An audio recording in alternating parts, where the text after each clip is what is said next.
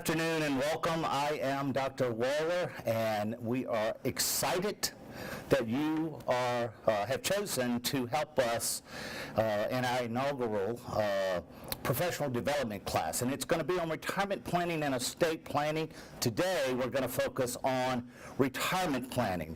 And just a little housekeeping matter before we get going. My pen here that I normally write on the screen with is not working. We have asked someone to come over from IT to take a look at it, so we will take a break when they get here. We will plan on taking a break anyway, but we may try to arrange it around the IT folks visiting us. Don't forget, I hope you all can hear us. If you cannot, please be sure to log in and text Danielle Hennessy, and you can always email her too if for some reason you haven't signed into the portal in which we are broadcasting on. You should be able to hear this and see this on Ustream. Turning off and on the monitor, just the monitor. Okay, folks, they've asked me to try to turn on and off the monitor, so I'm going to do that real quick, so just hang tight. Well, actually, I guess you can still see me without the monitor on, huh? Good. So I'm going to try this.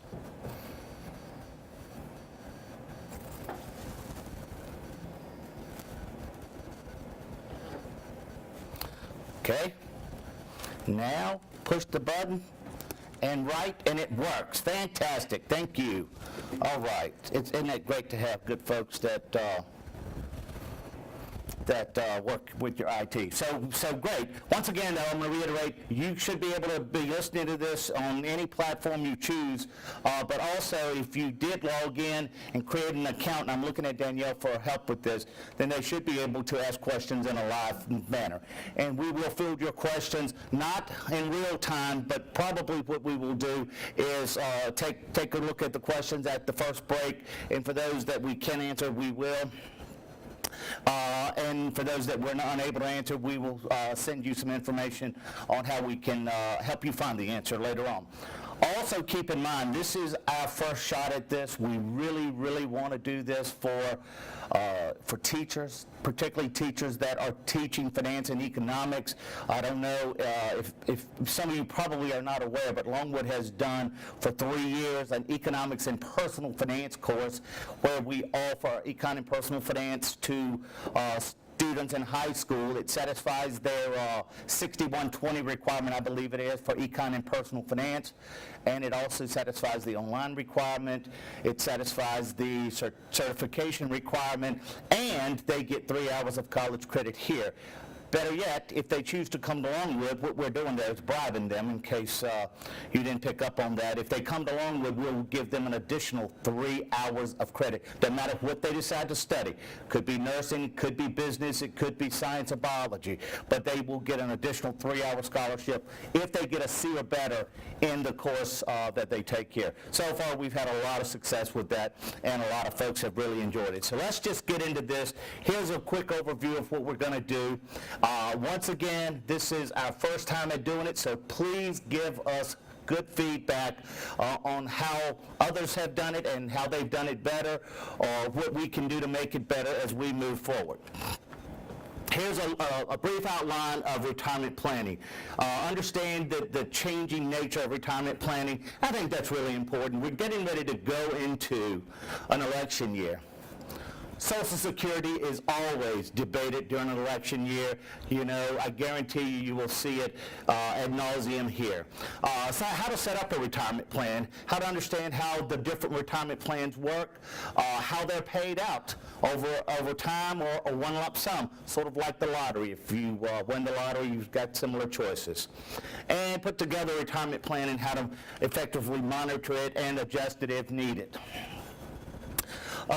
Today you've got to come up with your own retirement. Despite Social Security reform, and it's been reformed multiple times and it will be again, it's likely, in my opinion, and most economists' opinion, Social Security is likely not going to be there for people who are in their 40s or 50s today.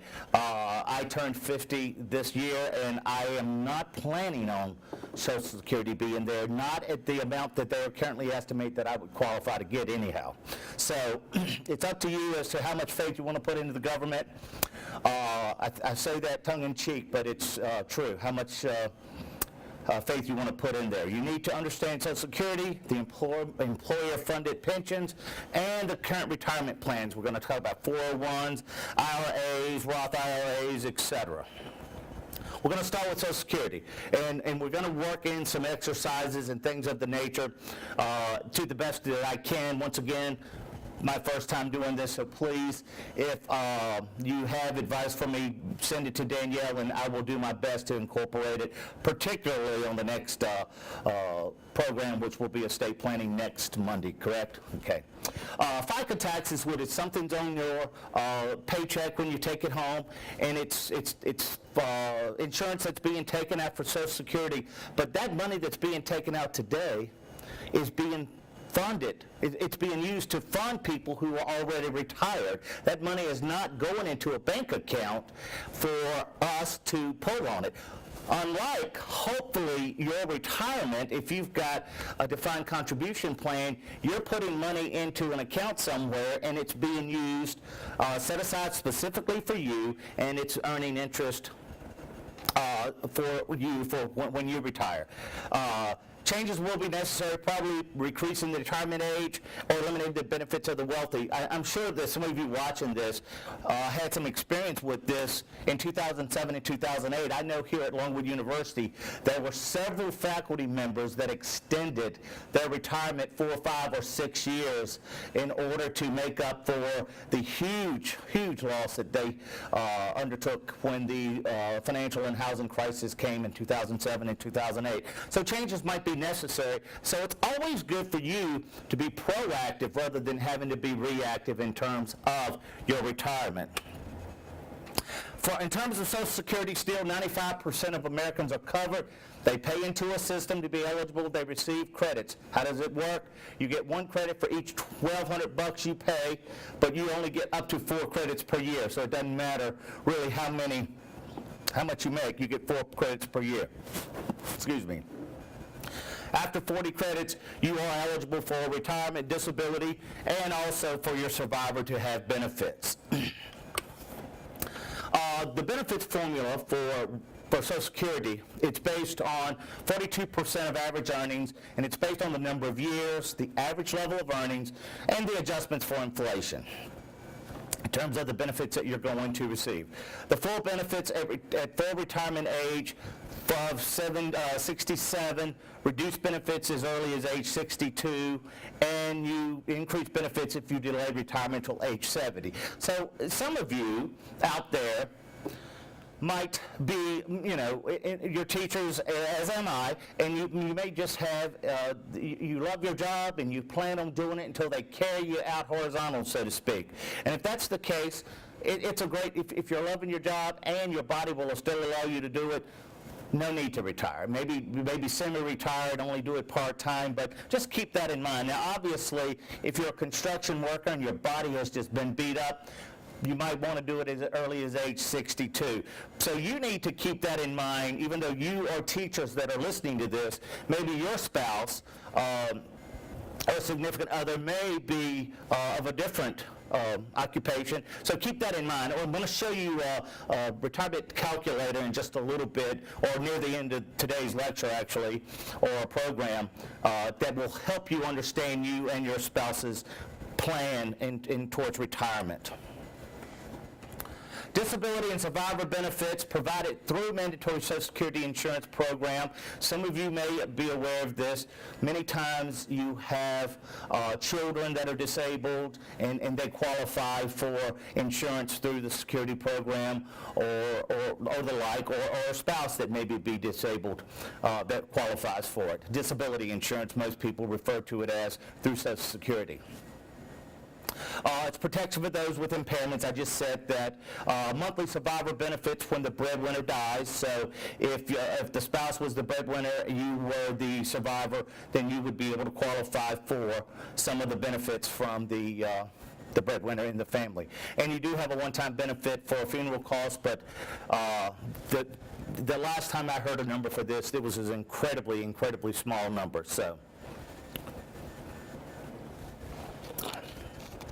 the estimated insurance Social Security benefits for retirees born in 1990. Now, I don't know about you all, but I was born a long time before 1990, but many of you probably weren't. But you can see that for someone who was born in the year 2052, so I guess that's 62 years old. Yes, that's what it says right here. I'm not paying attention. 62 years old, and if they were earning $20,000, they would qualify for about $681 a month. Now, obviously, if they were earning $100,000, it would be quite more. Now, here's what bothers me and concerns me, and I hope you will at least be aware of it, whether or not you agree with it or not. $100,000, if you're earning $100,000, it says you qualify for about $1,700 a month. That's a significant amount of money. It will still be a significant amount of money, I believe, in 62 years or 52 years, whatever it is. But what if that gets changed because of the government having to restructure Social Security benefits? And I do think that will happen. I'm not here by any stretch of the imagination to scare anyone. I don't think that it'll all go away, but I don't think you'll get your full benefits unless we do some drastically changing in the way we take care of our financial burdens at the government level, but that's neither here nor there. Here is what it suggests will be paid for those, and most likely what's going to happen is there's going to be a dispersion of wealth. You're going to have people that are earning a certain amount, they're not going to get their full benefits, where people earning under a certain amount will receive their full benefits. That's probably what will happen. That's my best speculation.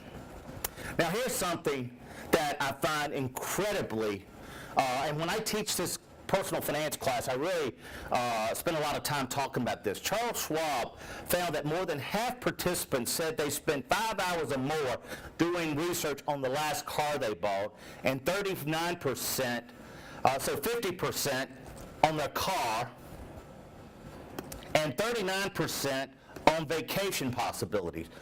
Only 11% said they spent that amount of time evaluating their investment options for 401k. For, you know,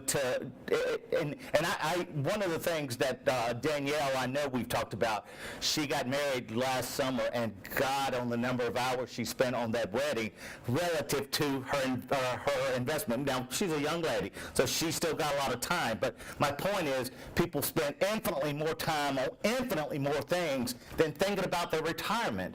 And, you know, so the thought process is, anyway, that you will want to retire and spend time with your spouse or your significant other, or play with your grandchildren, or be able to build one of those incredible pools that you see on whatever TV, where you see all of the extravagant pools that they build. Those are the things that I think about when I think about retirement, and not having to worry about paying the bills. And you can see here, 1/3, 33%, said they spent less than an hour on investment research. Less than an hour. So I hope that will be something that sticks in the back of your mind. And even if you don't have the acumen, or you're just not motivated to do it, because if you are more of a qualitative type person, this might be something you're not interested in doing. Make sure you seek out the advice of someone who is very good at doing that. Okay. Now here, let's see if this is going to work. Well, I don't want it to have all of those. Well, let me see. I'm going to try to play this for you. This is a great little video that I think is important. It talks about the importance of planning.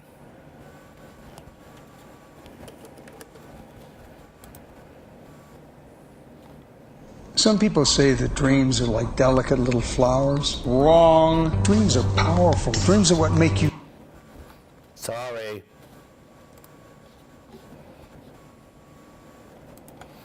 Before I play it again, I'm going to try to get rid of all of the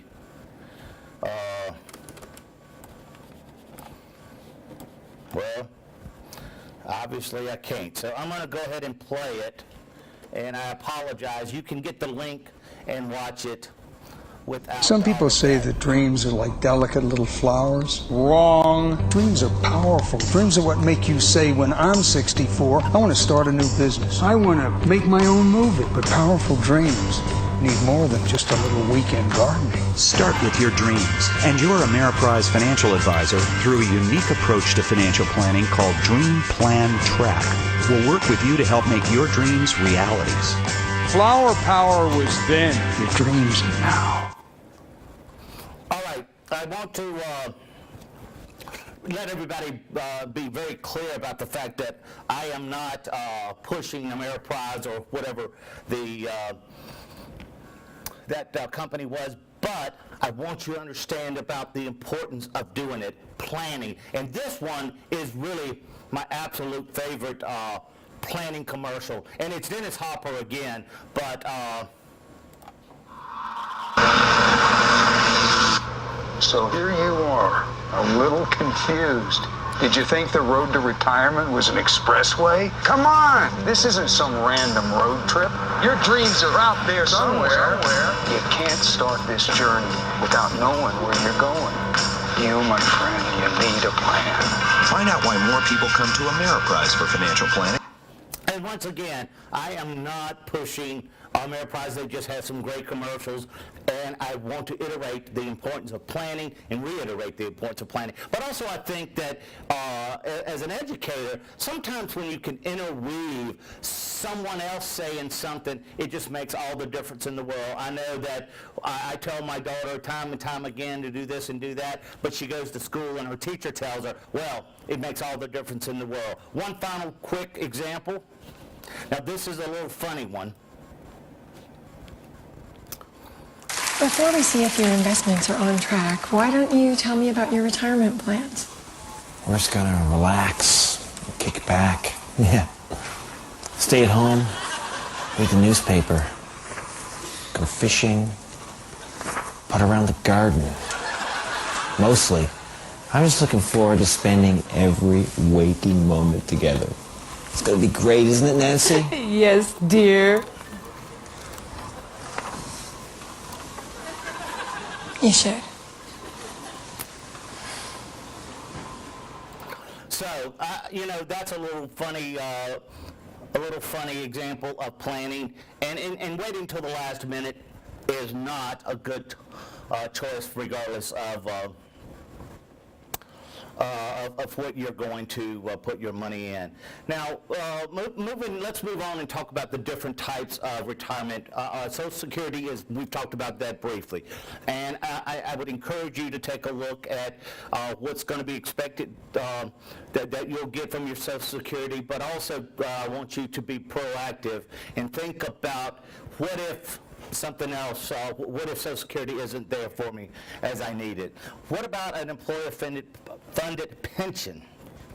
What is a pension? Many years ago, a guaranteed pension was something that companies rewarded loyal employees by taking care of them during retirement. Those days are largely gone. However, a current version of it is called a defined benefit plan. If any of you ever get a chance, I apologize, we had to cancel the previous one, but when I was in Chicago doing this work that we had to cancel for, I saw this movie called Other People's Money. It's with Danny DeVito, and they talk about shutting down a steel mill, and they talk about the pensions and how they're fully funded, and how they can just take all of that money from the funded pensions and fire everybody and turn the money, making money unethically is what it was about. But it's a great little movie if you ever get a chance to see it. Other People's Money, Danny DeVito. It's great clips on YouTube as well. Now, defined benefit plan, coming from the old pension plan, you receive some defined pension, some predetermined amount of payout at retirement. And this could be a combination, or I'm sorry, it could be a contributory retirement plan where you and your employer both contribute, or it might be a non-contributory plan where the employer pays it all. Generally, I would think that many of them are contributory retirement plans, or the better companies are contributory retirement plans. Now, what about these defined benefit plans? What is important? You need to consider portability. Does it transfer? It's not available with a defined benefit plan, or portability. It does not transfer. Vested. Now, if it's an employee pension, most employees, and we're going to talk about stock options also, but most companies require that you be with a company for a minimum number of years in order to earn a pension. For example, 5 years or 7 years or whatever it might be. And also, this is something that you need to consider if you are having an employee-funded pension plan. This is, and that's the example I was just giving you on the movie Other People's Money. Does the company, has it put away enough money to fund all of its employees, or is it waiting for later? Well, waiting for later is always, and that's the unfunded pension plan. Waiting for later is a problem, because what if the company falls on hard times and they're never able to put away money for the pension plan? The employee could have worked for years and years and years and ends up with nothing. You know, you can always sue the employer, but it's hard to get nothing from nothing. So making sure that your employee, your company employer is well funded, their pension plan is well funded, or that they're financially secure is really what we're talking about. And if they're publicly traded, you know, you find lots of information out on publicly traded firms, because you have stock prices and you also have bond ratings. So if your company has a AAA or an AB, that's the very highest bond rating that you could have. And what is a bond rating? I don't want to get into that, but a bond rating is essence to a corporation what a credit score is to you and I. So a credit score, a good credit score means they're very financially secure. A high bond rating means they're that they are very financially secure. And also, publicly traded firms have to, they turn out annual reports where you can read about any of their pension plans and how much they're funded, so forth and so on.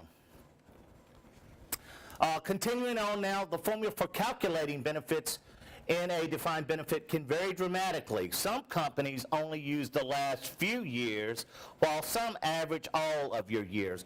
Let me give you an example of that, and I suspect many of you are aware of it.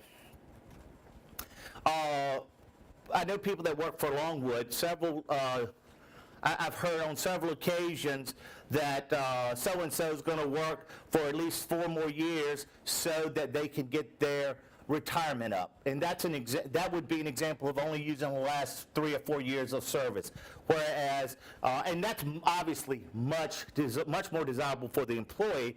That's assuming that you've risen in the ranks over the years, and if you've been with the company for a long time, you could have started out making 20, and then you could have, had 80,000 by the time you retire. So obviously, you would desire a company that based it on the last few years versus the average of all your years of service. And that's something also that's going to be important about thinking about hopping around. Going from company to company. That's going to be important for you as well. Now, not as important if you're staying in the same industry, but still important. One common formula is to pay out 1.5% of the average salary for your last 3 years of service. The example that I just gave about some of the employees here at Longwood that I've known to retire. In general, the maximum that employees receive is about 45% of their before retirement income. So to make the math easy, if they made $100,000, they would get about $40,000 of retirement income.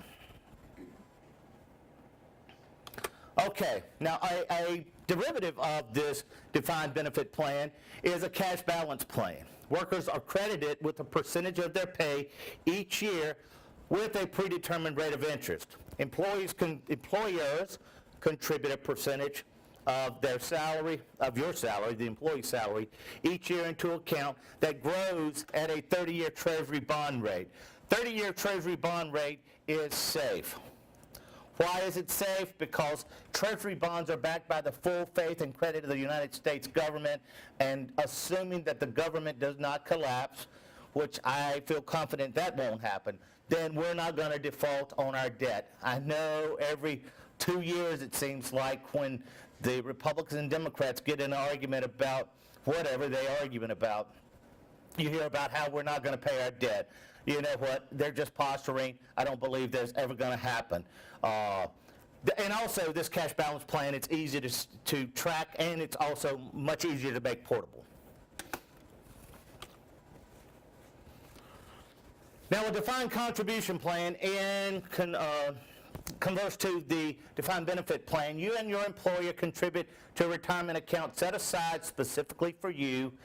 It is in essence a personal savings account, and I referenced that earlier in terms of the difference between a defined contribution plan and Social Security.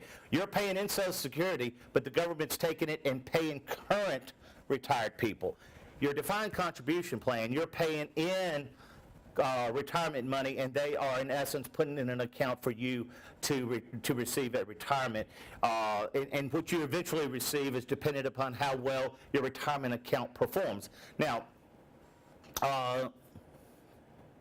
these programs have become incredibly popular as they involve no risk to the employer. They pass all the responsibility to the employee. Now, let me just opine on that for a moment. An example of that is many of you may or may not be in a defined contribution plan where you get to allocate your risk.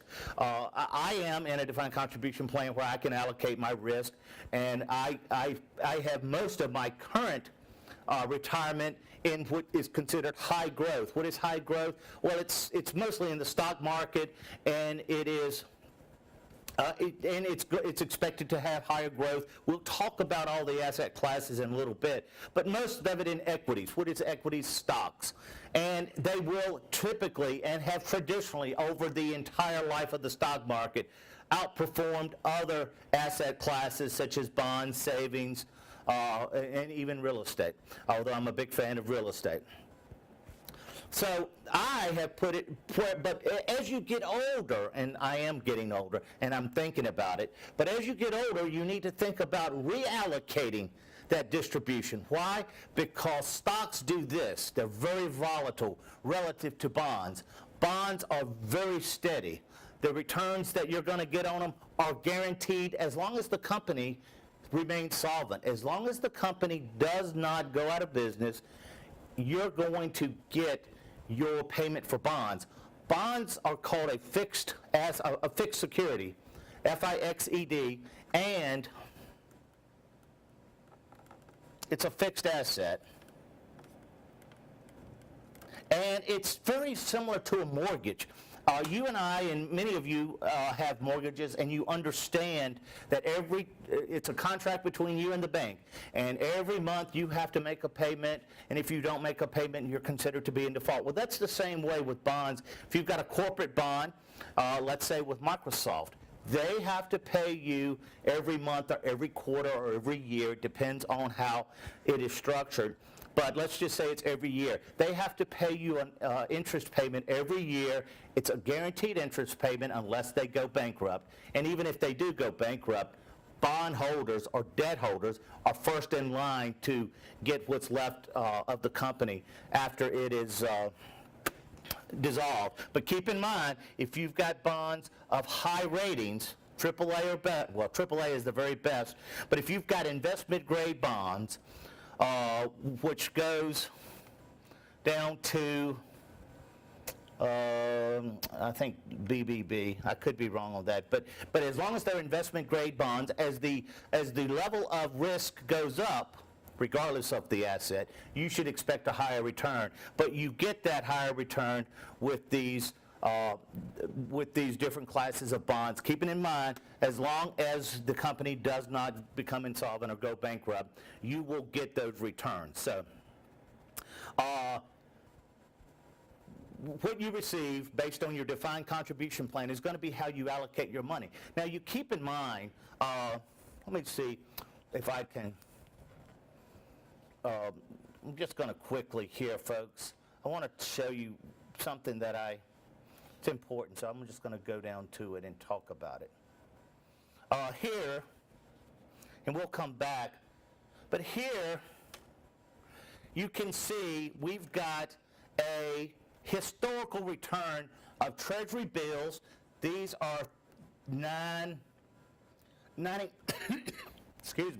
90-day Treasury bills, so they're very short in length, but they have a very low return as well. It's almost like a savings account. Treasury bonds, you're probably going to have a much longer duration, say 10 years, but you can see, let's call that 5% just to make the math easy. This on the bottom is risk. This over here is return.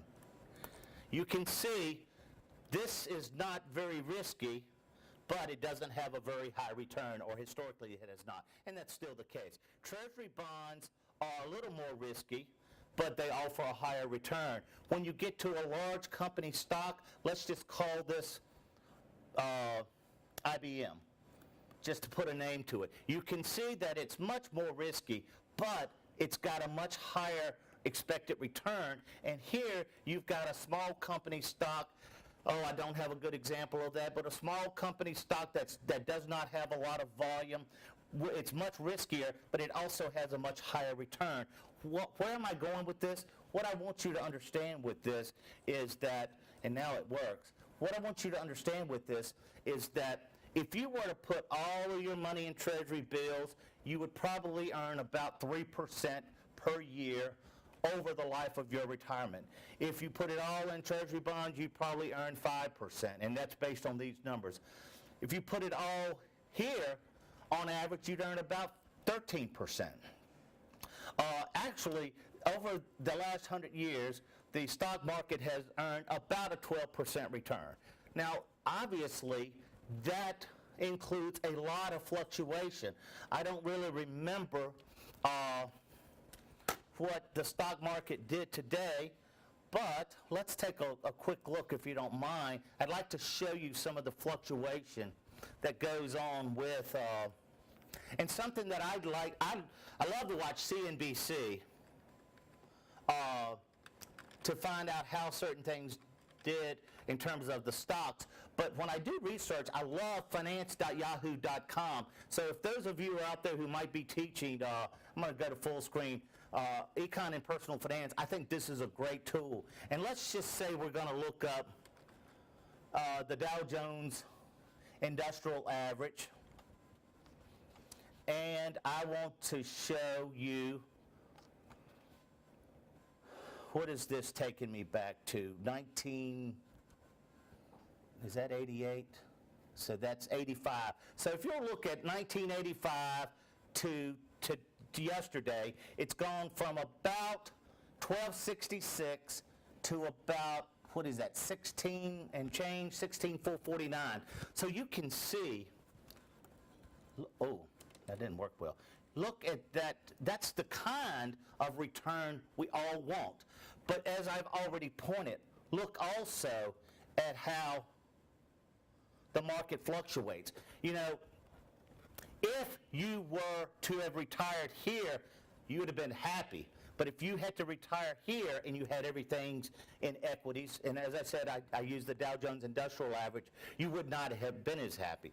But what you need to think about in terms of your retirement is, as you get closer You know, after you had that run there, you probably want to take a little bit off the table, so to speak.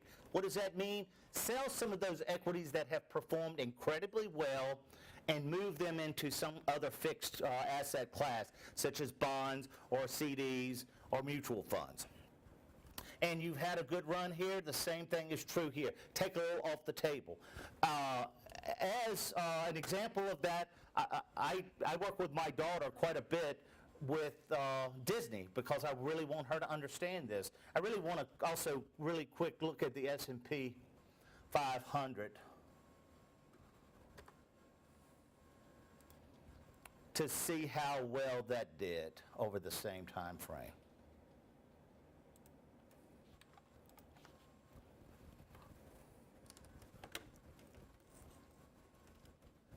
So if you,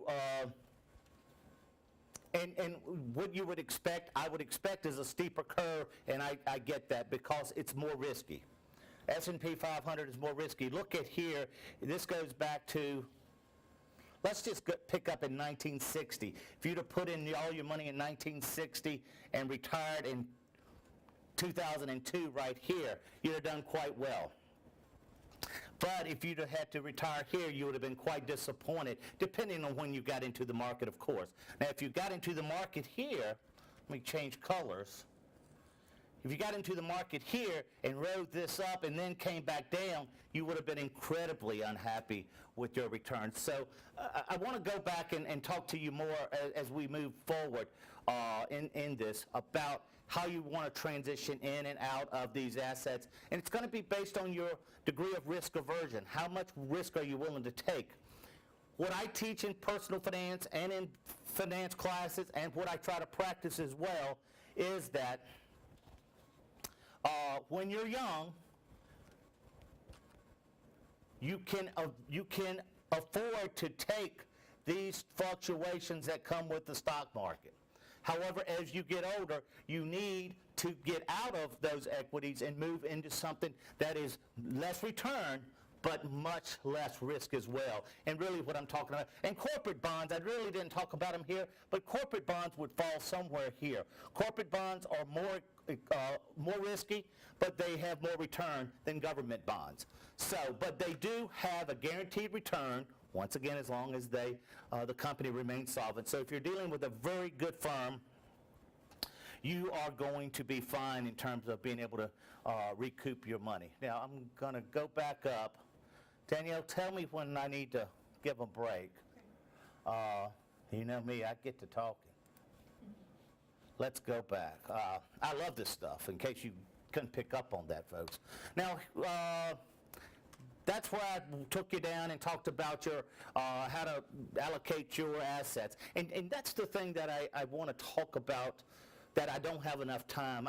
Maybe if you really want to talk about investing, suggest that to Danielle or to me, and we'll do it. But all of this is so intertwined.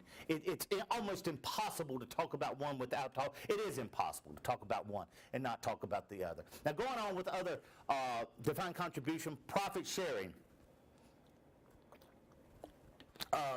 Based on how well the company does, that could be very, very risky. What if you, one year, get a huge allocation towards your retirement, and the next year there's zero? You don't want to have that. I think you would rather have something that is consistent. Based on how much you're earning, you're going to get a percentage of that set aside. A money purchase plan, a set percentage contributed each year regardless of the firm performance. They are preferred to profit sharing as the contribution is guaranteed. Thrift savings plan, employers match a certain percent of employees' contribution, and we have that here at Longwood in terms, in addition to our regular retirement plan. I believe that they will match up to $40 or something every pay period, in addition to our retirement, above and beyond our regular retirement. An employee stock ownership plan is where retirement funds are invested in the company. It's very, very risky, as your retirement is based on how a company performs. You know what, folks? I'm going to put something here, and I don't even know if I've told Danielle this or not, but over Christmas, I worked for, right out of college, I worked for a company called FNC, fncinc.com if you want to go and look them up. And I was the second person they ever hired. I had stock options now, not stock ownership, but stock options with the company. And but I had to be there for at least, I don't remember, 7 years, 10 years. I wasn't there long enough to become vested. During the holiday, December the 12th or something like that, they got bought out by a company called CoStar. And the headline said that 45 of their employees became overnight millionaires.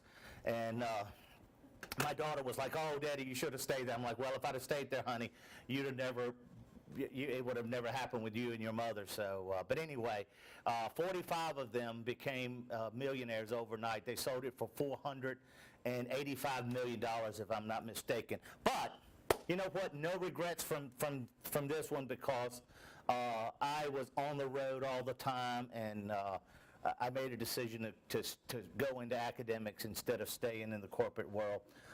Now, I'd done a really bad job. Danielle told me I had to reformat every screen, and I didn't do this one well. So let me...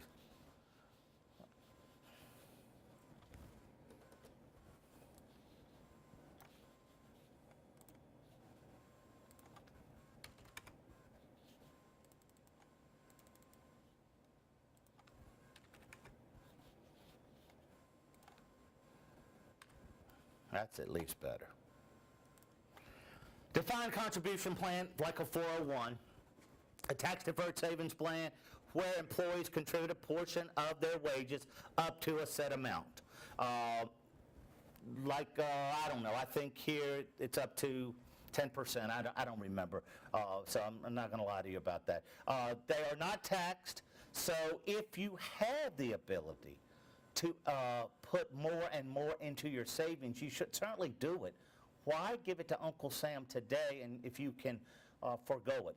They are taxed when the withdrawal is made, but that's going to be, if you can earn compound interest on $1 for the next 20, 30 years, it is phenomenally preferable than to the dollar that you will earn in the very last year of your employment, say 40 years from now, it will only be worth 45 cents in terms of today's dollars because of inflation. So if you have that dollar today that you can invest, it will earn lots and lots of interest over the next 40 years. And I'm going to show you an example of that also. So put money away today. The sooner you start, and this goes back to just simple financial planning. The sooner you start, the better off you'll be. And if you can get your students, ladies and gentlemen, to start saving when they're in high school, it'll become a habit. They'll just do it. It'll be second nature. And they will put money aside, and then as they earn more and more, they will just naturally do it, and it will just become it will make their lives infinitely easier when it comes time to retire. Contribution amounts for 401 and 403B accounts in 2008, $16,000 is the amount, with increases in $500 increments based on inflation since 2008. Taxpayers over 50 years old are allowed to make annual catch-up contributions. So if you didn't max out your 401k, then you can make catch-up contributions as you make more later in life, assuming that that's going to be the case. And that sounds like a great thing to, hey, let's don't do it right now. We'll catch up later. Folks, it generally doesn't happen. It generally just does not ever happen. So please, put it away today, save it. You'll never miss it. Just make it a habit. And more so important, get your students to think that way. Individual retirement accounts like an IRA, this is money that you can put aside outside of your regular retirement with your employer. Tax advantages may be tax deductible dependent upon what income and whether individual spouse is covered by the company retirement plan. You need to check those out. The maximum contribution in 2011 was $5,000 with adjustments for inflation of $500 increments. You also have Roth IRAs. Some folks may benefit in taking out a Roth rather than an IRA. Why? Well, this money typically is taxed. It says may be tax deductible. It may be tax deductible, but typically it's taxed. This money not taxed at retirement. I'm sorry, it is not tax deductible when you put it in, but it's not taxed when you pull it out. In converse to this typical IRA, this money is generally taxed when you put it in. I'm sorry, not taxed when you put it in, but is taxed when you withdraw it, just like other retirement. This only converse is not. Also, the education savings plan, it's a lot like a Roth IRA in terms of the contributions with limits of $2,000 per child that is under the age of 18. With some income limits, earnings are tax-free for education. Also, we've got, the 529 plan, I believe is what I'm thinking of. I don't even know if it's on the next page, and it's not. But the 529 plan, I believe that's what we have for our daughter, where you put money in and it's not taxable as long as you use it for education for so many years, or I don't recall all of the actual restrictions or limitations on it, but 529 savings plans, they're all over the internet. Be sure to look around and find the one that's best for you. Okay, I chose this.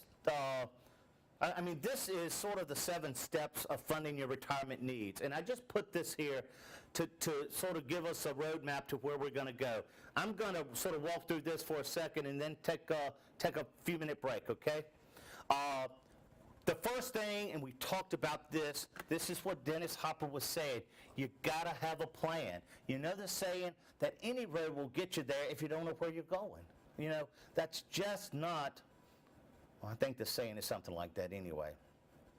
Yeah, it will. Any road will get you there if you don't know where you're going. So you got to have a plan. You got to have a roadmap. How much will you need? Now, we're going to talk about this in depth. I bet you that the average person has absolutely no clue what they need at retirement. And I'll tell you the truth, I'm not exactly sure how much I need. I mean, I teach this stuff, so I played with numbers quite a bit around it. But this is something that's very difficult. You know, when you retire, what are you going to want to do? You're going to want to travel. Some people are. You're going to want to take up a hobby. You're going to want to do this and that.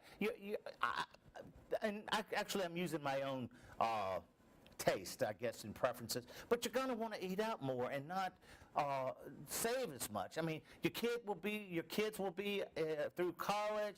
Hopefully, if you've got a daughter, you will have married her off or convinced her that to give her a CD rather than spending $35,000 on a wedding. And that goes back to financial planning too. That's got to be a part of it. I mean, if you are 40, 45, you've got a daughter that is looking to get married, and you are expected, or you are planning, I should say. I'm pretty sure you're expected, but if you're planning on helping with that wedding, then that needs to be part of this retirement planning. And you need to just be honest with your children if it really is not feasible for you to do that. But, you know, I'm not giving advice on children raising. How much will you need? That's going to be a tough one. However, some people say 70 to 80%. 70 to 80 is what that says, folks, of your current income. Well, I don't know. You know why I don't know? Because do you still have a house payment? Do you have a car payment? Or do you have large medical bills that are not covered? Are you taking care of an aging parent? There's so many things in life that it's so difficult to account for. However, let's account for everything that we can account for, and it sure will make those unexpected surprises much more tolerable. How much income will I have at retirement? Now that's going to be based on how much you're saving, how much you're putting away in retirement, what other assets do you have, how much income will you have at retirement. Something here that most of the literature, when you look at an investment banker or a financial planner, I should say, they really don't consider your home in terms of your income.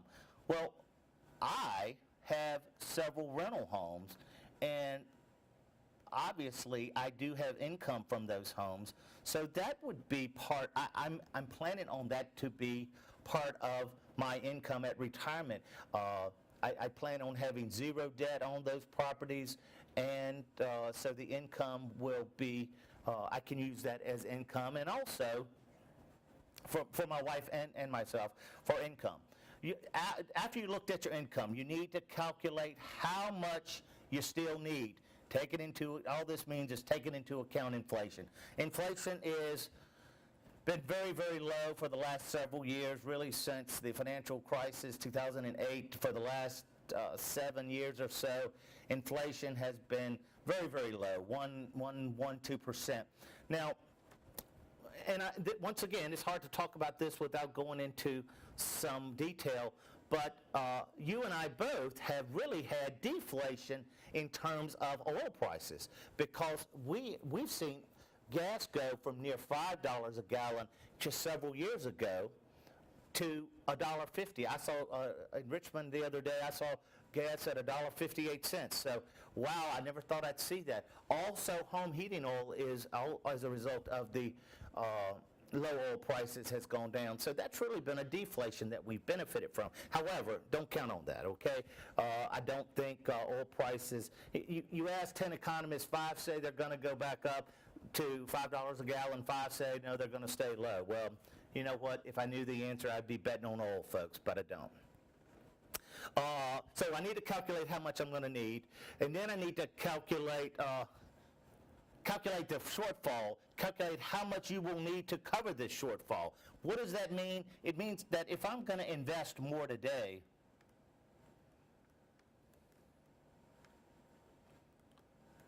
I'm going to earn interest on it. So how much more really am I going to need to set aside per year or per month in order to do that? And that falls into here. And then you need to put your plan into place, and to activate your plan, and to follow up, evaluate it, and adjust as you need to do. Okay? So take a little break here because I need some water. How long should we take? Okay, we're going to do a 15-minute break, so you will hear some music, and when the music stops, it means we're back on, okay? See you in 15.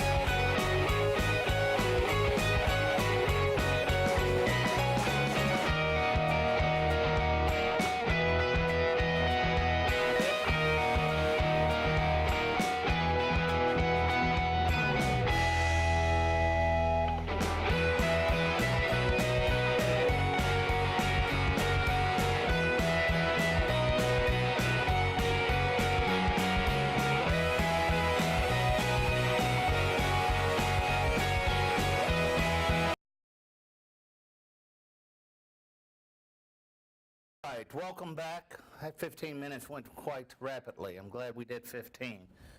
Otherwise, I wouldn't have had time to get any water and get back here in time. So let's pick up. I understand, just a little housekeeping stuff here. I understand that several of you are having some problems with the login and being able to comment. And we apologize for that. It seems like some people are able to and others are not. We're not sure what's going on. It might be the browser. We don't have any idea, and we're sorry.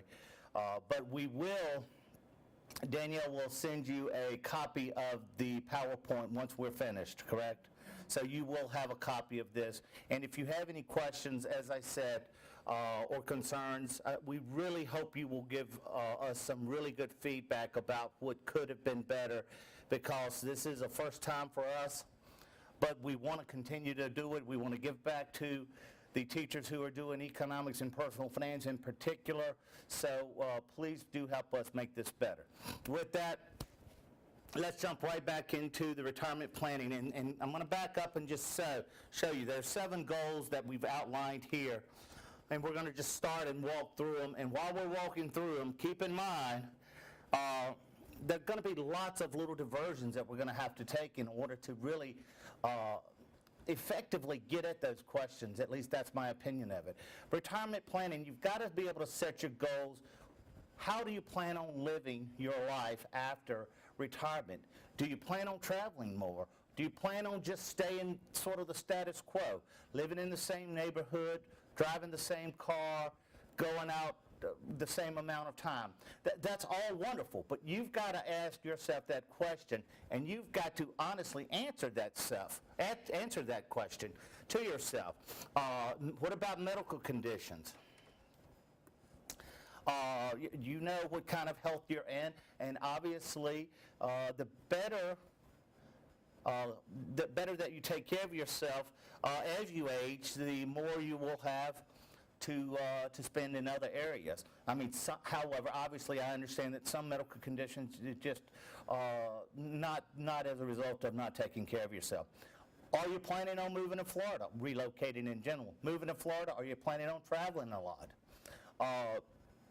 Do you want to live in your own home, or do you want to maybe an assisted living home? And what about assisted living insurance? That's something that is becoming lots more popular these days, particularly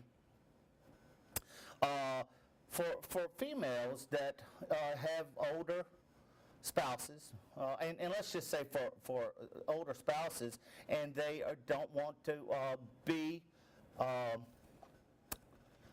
they don't want to have to be taken care of by their children. So they are looking to put assisted living insurance and move into an assisted living communities. Some of these assisted living communities now are just posh and lush and very, very nice. So, but that's something you need to think about. Is that what you're looking to do? Or are you planning on staying in your own home as long as possible? Are you planning on selling your home and then renting, so that you will have some of that equity that you built up in your home over the last 30 years or so, in order to put towards your retirement?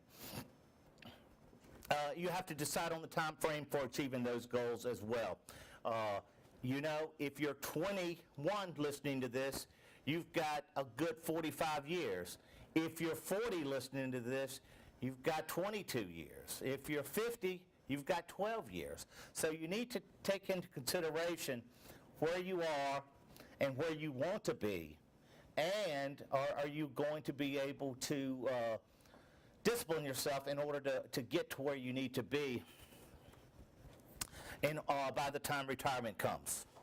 You don't want to have to work if you're unable to work, or if you don't want to work. You don't want to have to do that if you can retire comfortably before then, and if that's what you want. Retirement planning, how much will you need?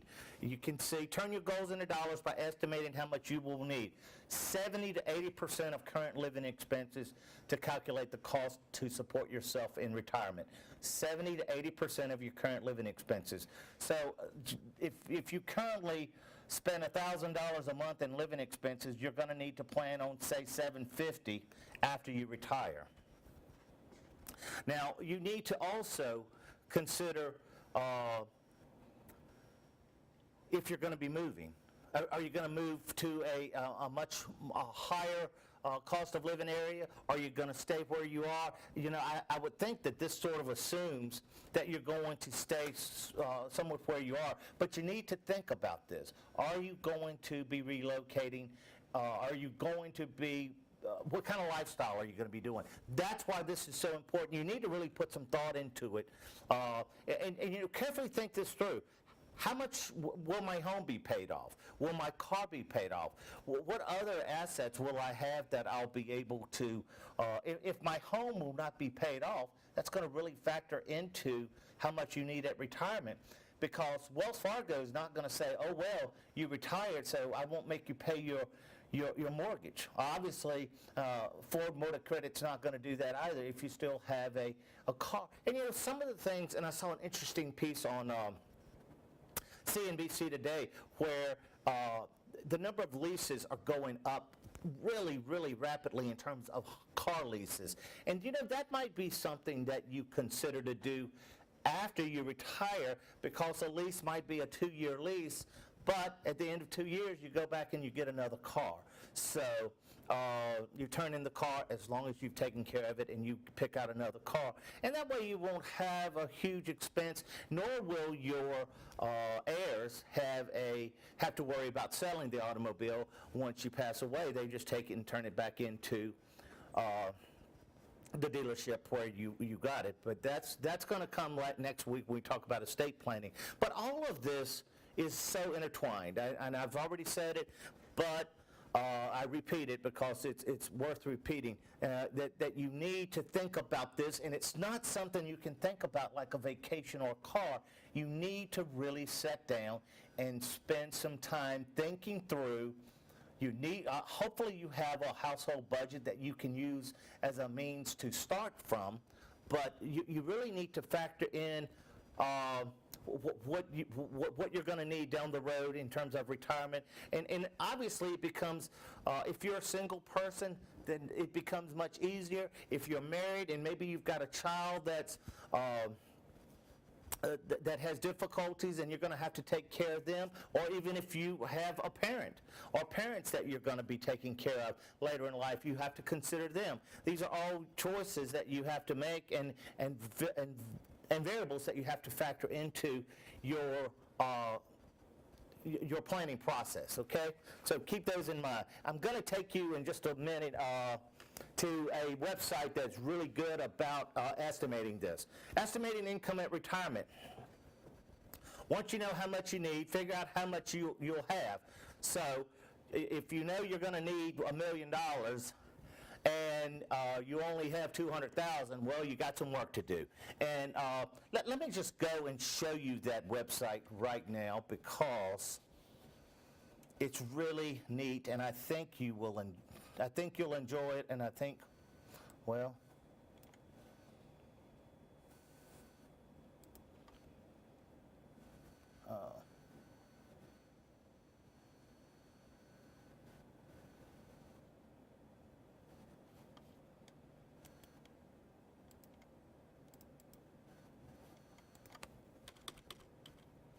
okay, let me see if I can get you.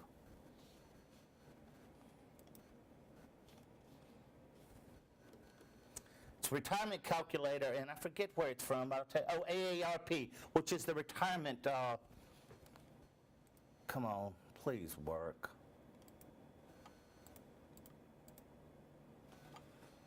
Well, let's see if it's going to work.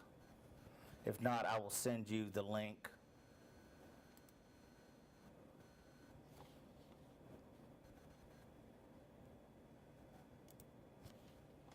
Let me try, oops.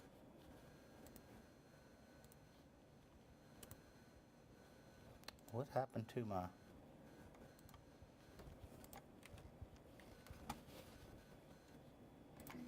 This is the problem, folks, when you do stuff live. I'm sorry.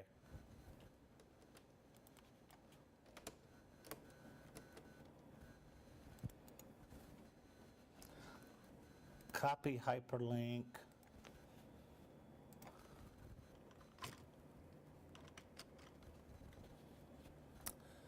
Well, you know what? Let's just do it the old-fashioned way.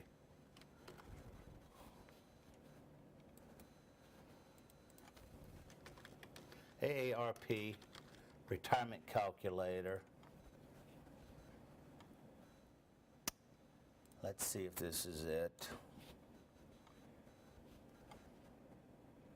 All right, this is it. So you come down, and let's do it full so you can see the best you can.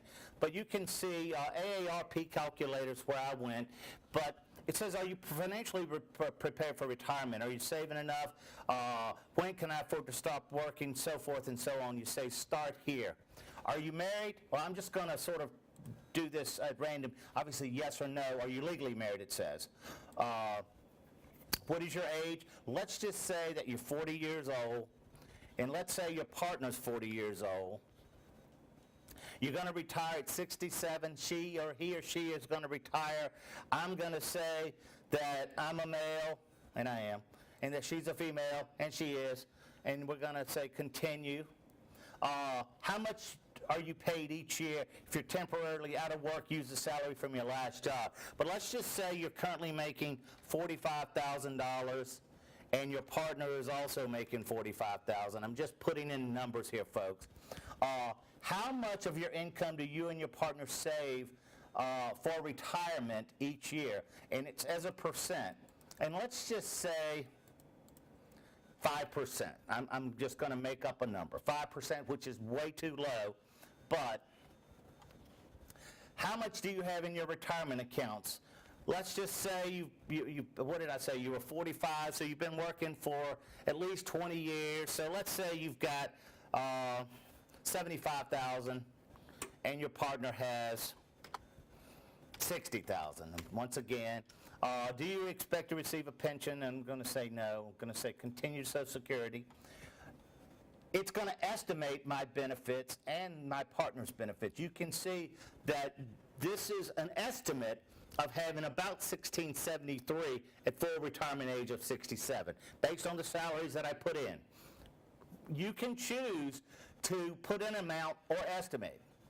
You know, you could go back and say, what if I had zero? But let's just go on now and say, what kind of lifestyle do you expect to lead when you retire? Or do you plan on being more modest, about the same, or more extravagant? For example, eating out more. Well, I plan on being more extravagant.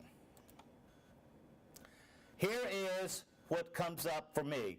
You may not be saving enough to retire when you want. You need to retire $1.18 million, but you will have saved only $1 million. So I am about $164,000 shy. So I would need to go back and increase something here or there. Now, once again, keep in mind, we have not talked about, and I'm coming down here, you can show, what if I do want to retire early, like 62. Is that 62? Okay, 62. Then it will adjust. So all of a sudden, look, you need, let's say we both want to retire that. Adjust retirement with an extravagant lifestyle.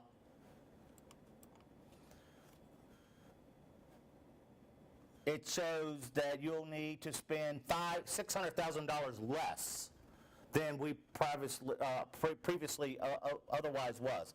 So, you know, you need to really, really think about these. And once again, I want to come back and I want to talk to you and say, this does not take into consideration what kind of wealth are you going to have in your house. It's largely assuming that you're going to live in your house and you're not going to do one of these reverse mortgages, which I certainly don't recommend to anyone. Well, if you're a single person and you want to die broke and not leave anybody anything, that might be an exception to the rule. But I know more bad things with that have occurred with reverse mortgages, and I know good. So I would tell you to just be wary of those. But it does not consider that. If you're going to sell your home, and then you're going to have to rent something, so that's going to increase your monthly expenses. Are you going to, what is your, and once again, it's based on probably 70, 80% of your current. So even though, are you really going to have to spend 70 or 80% of your current budget in order to be comfortable? Maybe, maybe not. It depends on, maybe you've got a huge mortgage right now that takes up 30%, and maybe you've got a car payment which takes up another 8 or 10% of your salary. That could really, really factor into your retirement. So just keep all of those things in mind. Once again, there are several really pretty good sites out there, but this AARP was one of the better ones, I thought. Let me go back real quick, and will it let me go back? Well, it'll let me do that. Oh. Why does it always want to go to Longwood?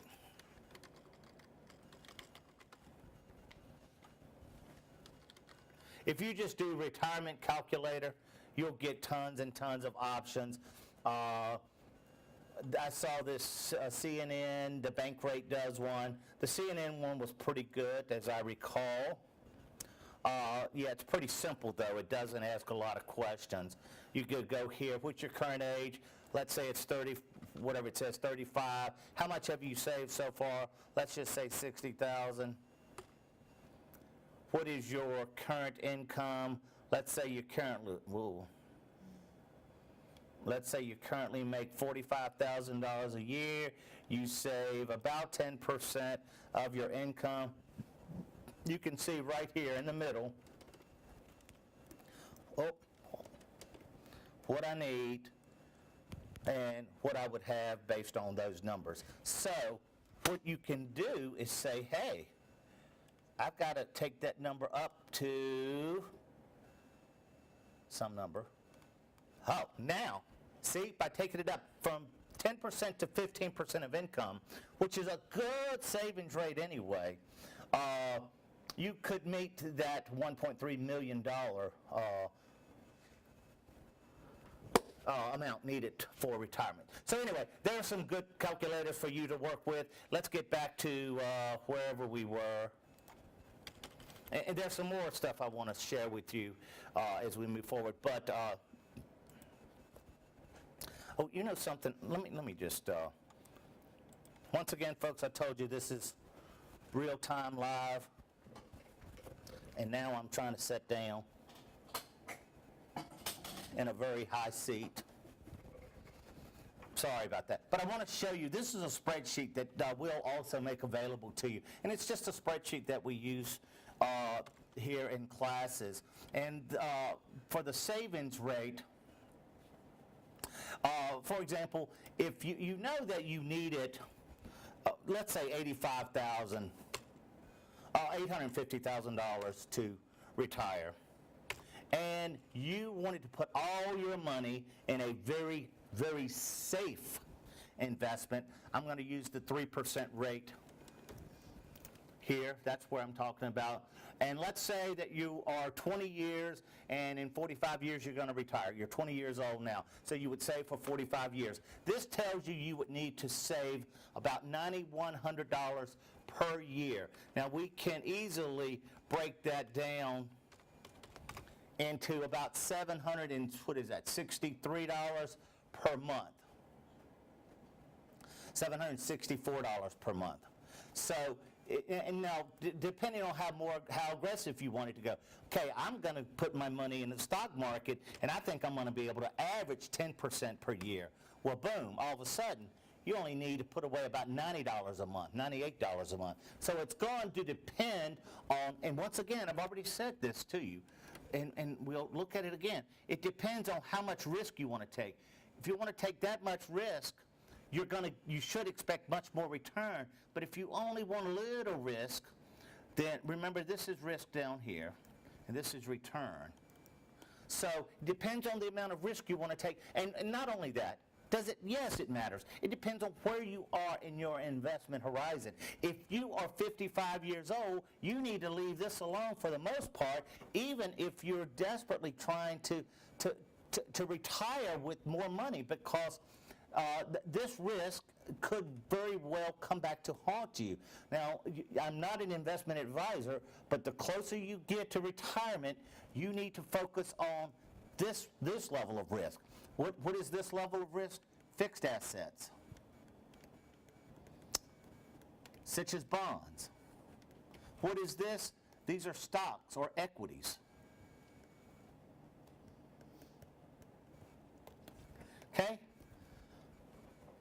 Now, obviously, you've got different levels of bonds, as I've already told you. You've got Treasury bills, which are just 90-day Treasury bills, and they're backed by the U.S. government. They've got very little return. But then you've got governmental bonds, municipal bonds. You've got corporate bonds with varying degrees of risk based on their bond ratings. So depending on a AAA would be the very highest risk, but also it would have the lower return. The more risk you're willing to take, the higher return you should expect. But once again, that's nicely illustrated here.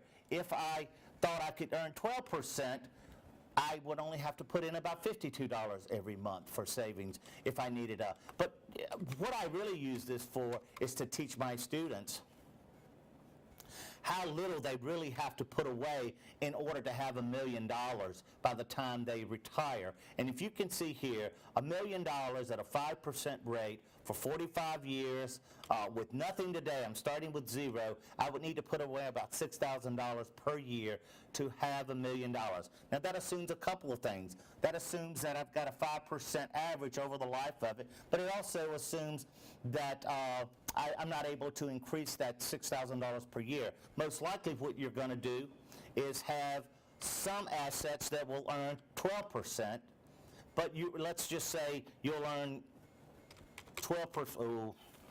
You'll earn 12% on a certain amount of your money, and then you will earn. Once again, I'm just making this $500,000. You'll earn a much lower percent on that money. So you need to have it diversified. If you're young, if you're 20 years old, you could very easily have everything in high risk, which is, and when I say high risk, I'm talking about equities, not necessarily risky stocks, more risky than the average, but equities and not bonds. If you are 60 years old, you need to have you need to have diverged out of, or you need to have merged out of high risk into more stable assets with more stable returns, such as bonds, savings, CDs, or mutual funds. Once again, we don't have time to get into the this is not an investment lecture, it's about retirement. However, investments are so important as you get into retirement, and you need to really think about where you are and how you have your money put aside.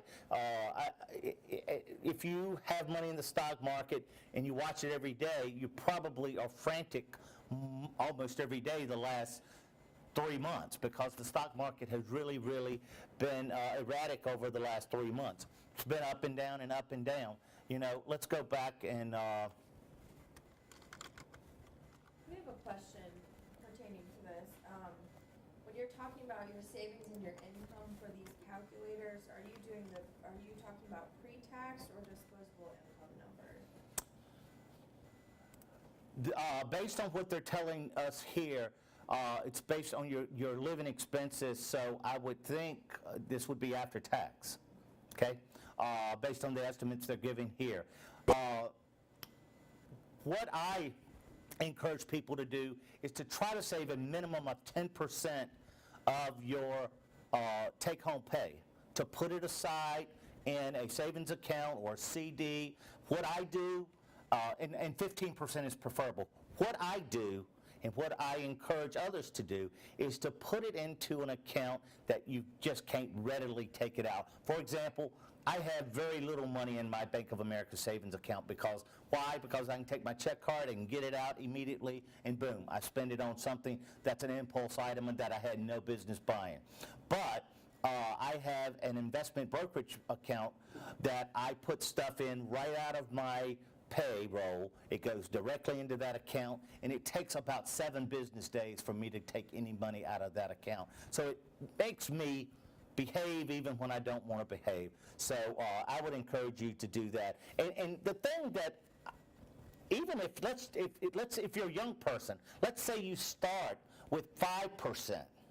I'm just making that up. I don't encourage that. But at 20 years old or 21 years old, you start with 5%. And you continue to increase that as you get more and more money over the years. Or let's just say you do the 10% instead. But every time, let's say every time you get a raise, you take the raise and put it back into savings. What I'm saying, you've been living comfortably off of the amount of money that you've earned previously. Let's just say your take-home pay was $1,000 every 2 weeks. Okay, so you've been living comfortably off of that. If you get a raise where now you're taking home $1,100 every 2 weeks, hey, take that $100 and put it in savings. That's going to make your rate go up much higher. And when you get older, as you get older, continue to do that, because you're going to certainly continue to get raises over the life of your career. If nothing else, and I know as teachers, I'm with you. I know you're thinking out there, wow, we'd never get raises. And I feel you. I feel your pain. But you will get raises over the years eventually. If nothing else, a new governor will come in and he'll want to win the education vote, so he'll give you a raise. But try to do that. And if you'll never, and I know quite a few people that do that here at Longwood. Every time they get a raise, whether it's 2%, they take it right into retirement. They never touch it. They're like, I'm able to live on what I've already got. They're very disciplined, and I'd encourage you to be that way as well, if any way possible. What were we looking at? The Dow. Before we were just looking at the Dow Jones Industrial Average over, 30, 40 years, I don't recall now, but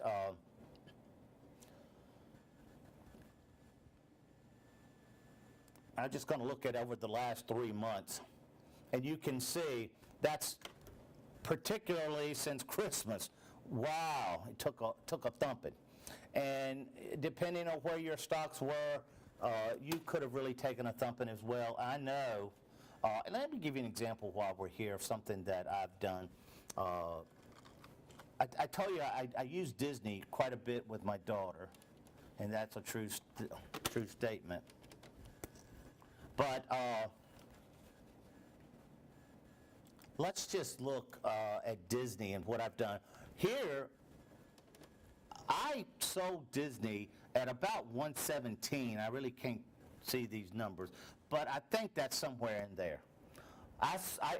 When I say I sold Disney, I bought Disney originally over here, much below here, to the left of there, at, I don't know, in the 40s. It was somewhere in the $40 range, okay? And I rode it all the way up to 117, and then I took quite a bit off the table, and I still hadn't bought it back. Obviously, if I'd have known what was going to happen, I could have bought it back there at 95 and sold it here. But if I knew that, I wouldn't be a teacher, right? I would be on Wall Street and be filthy rich. But I did have enough. I said, look, everything's not going to continue to go up. So I rode Disney up to here, and that's when I took a lot off the table. You know, still here, though, at 95 relative to the $40 that I paid for it, still doing pretty good. Now, you don't have time to try to pick and play the stock market. I understand that. However, you do have some general knowledge of what's going on. It's called like investing by walking around. You guys and gals alike, you go, and if the gap is always full when you go to the mall, hey, maybe I need to think about going into some of those projects. What about, everybody knows what's been going on with oil prices. If oil prices go down, what would you expect to happen with the airline stock? You would expect airlines to go up. I would anyway. Let's just choose a Delta airline. I think that's DAL, it is. Let's take a look at what that's done over the last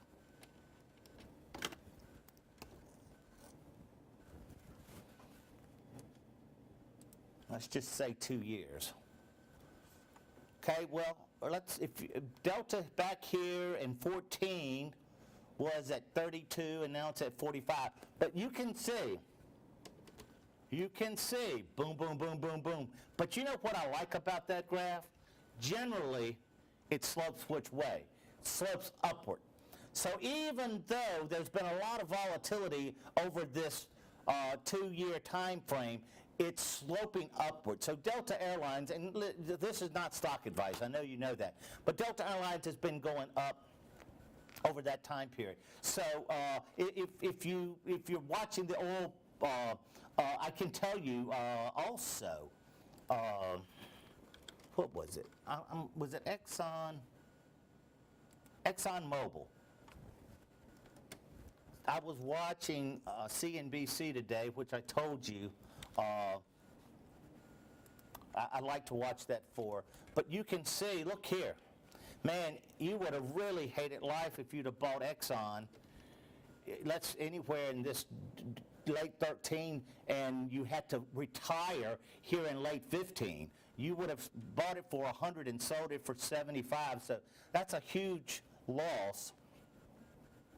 But if you don't have to, I think you're going to see that it's going to come back and it's going to have a return. I don't believe oil's going to stay there. But let's move on with where we got, where we need to go. Come on. All right. So 70 to 80% of your current expenses, current living expenses, to think about yourself in retirement. But keep in mind, you need to think, the program I showed you is very simplistic. I want you to think more broadly than that. I want you to think about, okay, hypothetically, do you have you put aside collector coins, or if you've had old cars, or if you've got real estate. All of those things are going to come into play as you put together your full retirement package. And I can't stress it enough, that it's not something that you can spend 1 or 2 hours thinking about. I don't want you to spend your life worrying about it, but I do want you to think about it. This is a great time of year to think about it. Why? What are we doing this time of year, Danielle? Taxes. Everybody has got to be thinking about their taxes right now. It is a great time to be thinking about your retirement. And you know what? If you're going to get a nice return check, the best thing you could do with it is put it in the bank, put it into some savings account, or buy a bond with it, or buy some stock. And you know, it's very easy to. I don't want you to go out and think you can be a stockbroker overnight by listening to me, because you can't. But if you are interested in it, there are plenty of places out there that you can buy. USAA is the brokerage firm that I use. It costs me $8 per trade. So it doesn't matter if I buy 1 share or if I'm buying 100 shares, it costs me $8 to buy or sell. So I have to think through it, and I need to make sure I'm going to buy enough, you know, at least 100 shares of something in order to make it worth my time. But it's something that you might want to play around with. But unless you're going to be able I would not encourage you. I am encouraging you actually not to try to play with your retirement income with play the stock market. Okay, estimate income at retirement. We already talked about this, and this is why I actually took you and showed you the retirement package that will AARP. So step 4, calculate how much shortfall am I going to have. And it says you need to take into consideration inflation. Although inflation right now is probably in the 2% range, if any of you watch the financial news at all, then you know that the Fed, Janet Yellen and the Federal Reserve have been talking about that they're only going to that they want to keep inflation sort of at the 2.5% rate because it's good for the economy, so forth and so on. But some of these packages that are out there, such as the AARP, they may or may not take into account the inflation adjusted shortfall. So keep that in mind. If you, for example, if you are 1 year from, I'm just going to make up a number here, if you're 1 year, let's say today is 0, and 1 year, you're 1 year from retirement, and you need to take into account how much you'll need to add it'll be 1.02 times whatever you need. So you need to adjust for that. And what you would do is, even if it were 40 years out and you needed it, it would be times 1.02 to the 40th power. So you need to adjust for inflation, or at least take that into account. Now, it might be, 2% might be, who knows, it might be high. If some of you are probably out there old enough to recall it, I was a teenager in the 80s when interest rates were like 18, 19%. I know a faculty member here was telling me that they got their first mortgage in the 80s and paid 18%, I think, for it.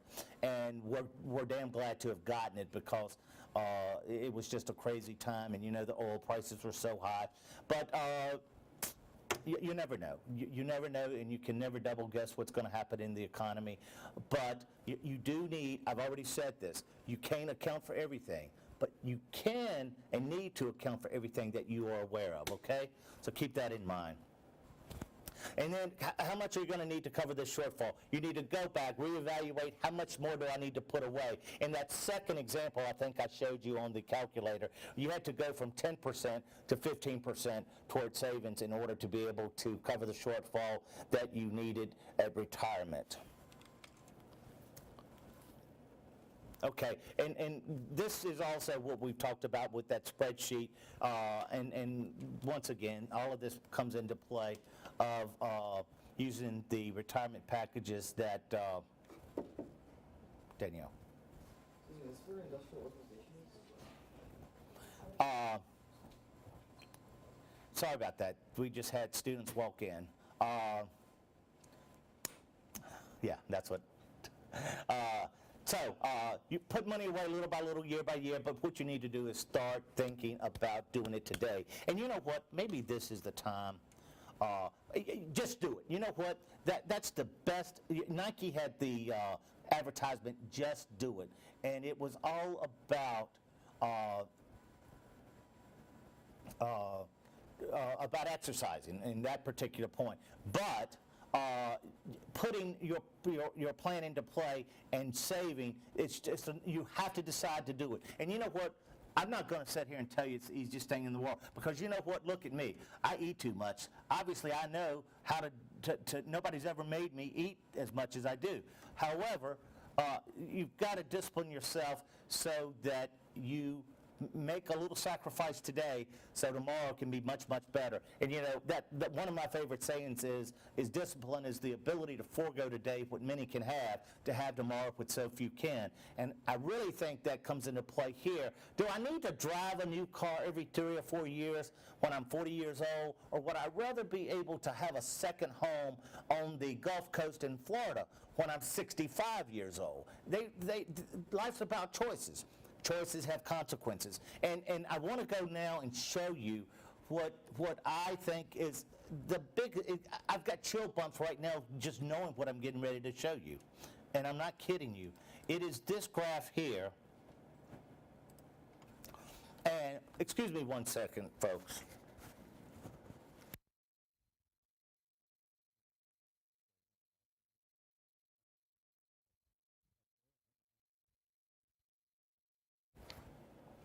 All right, this is what I think illustrates the importance of doing it now. Doing it now, just do it. Sally starts investing when she was, what does it say, 26? Yeah, 22 years old, okay? 22. Sally starts investing $3,000 per year for the next 10 years, and that's down here in the bottom if you want to follow that. So she puts away $3,000 per year for 10 years. Now $3,000 per year for 10 years is $30,000. But at the end of 10 years, Sally quits. And what this column here is, it's like $3,000 at the end of 1 year, it's $3,300. It assumes a 10% interest rate. At the end of 2 years, it's $6,900, so forth and so on. At the end of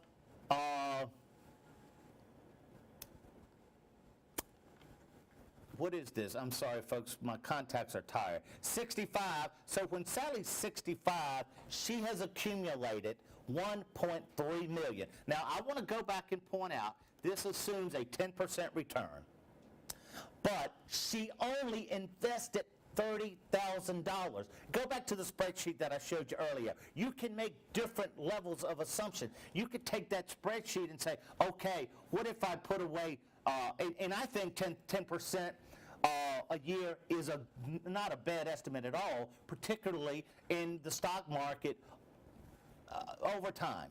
Obviously, if you catch it on a bad year, then it's not good. But what I want to do is compare it to Ed. Ed did not start investing until he was 28. He put $3,000 away for the rest of his life until he retired at age 65. Ed also earned 10%, but at the end of his 65 years, he only had $1.092 million. So $1,092,000, where Sally had $1.3 million, almost $300,000 more, well over $200,000 more than Ed. Now, Sally only invested $30,000. Ed invested a total of $114,000. Time value of money. Time value of money. Just do it. Start early. Huh? Okay. Actually, I don't have a ton of stuff left. In here? Oh. Okay. Well, folks, I just discovered that there is a class schedule in here at 5:30, but we still got 10 minutes and we're going to take it. But I'm going to run back up to where we were here anyway. Put your plan in play. Here at the very bottom, you've got several links, and I want to go ahead and show those to you for the next few minutes. Here are some bank rate calculators. This source here is a CNBC little documentary, not a documentary, but a little 2-minute talk about how you can get rid of those hidden fees in 401ks. Here is also some guides, online retirement planning that came with the textbook that I use in this class. Also, I've already talked a little bit about some of these, but here you can look at interest rates, how interest rates relative to corporate bonds, treasury bonds, treasury bills, and the inflation rate. So you can see about how much better, let's just say 2009, the difference between the corporate bond, let's call it 6%, and the inflation rate was basically zero. Actually, it was negative. The real rate of interest was negative. So the risk-return trade-off, I talked about it a little bit using this graph, but you can see here common stocks are where they have the more risk, but they have the higher return, and you can see the same relationship. That's the faculty there. You can see the same relationship for the corporate bonds, treasury bills, inflation, and long-term corporate bonds. So, once again, folks, I apologize, but there are folks that are getting ready to come in here, but there's only a few slides left. You can see here in the asset allocation that we talk about the early years, before 54, I did the golden years. I've already talked to you about how you probably want to shift out of stocks and into bonds, and here it talks about your diversification. I apologize once again.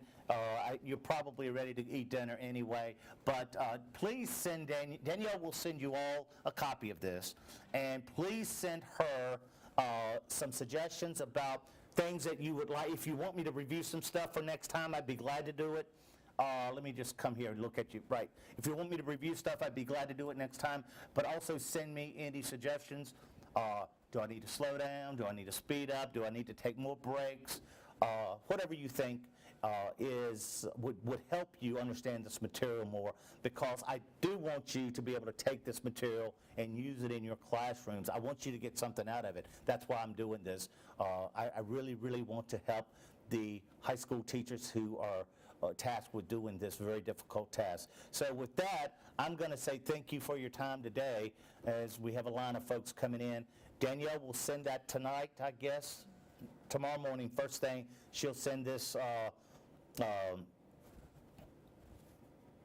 PowerPoint, I'm sorry, and this, we're recording this so that, okay, it's being recorded, and we will also provide a link to where they can access it on a YouTube, where you can access it on YouTube and later watch it. So once again, thank you. I'm sorry for the technical difficulties, but I look forward to seeing you next Monday, same bat place, same bat channel.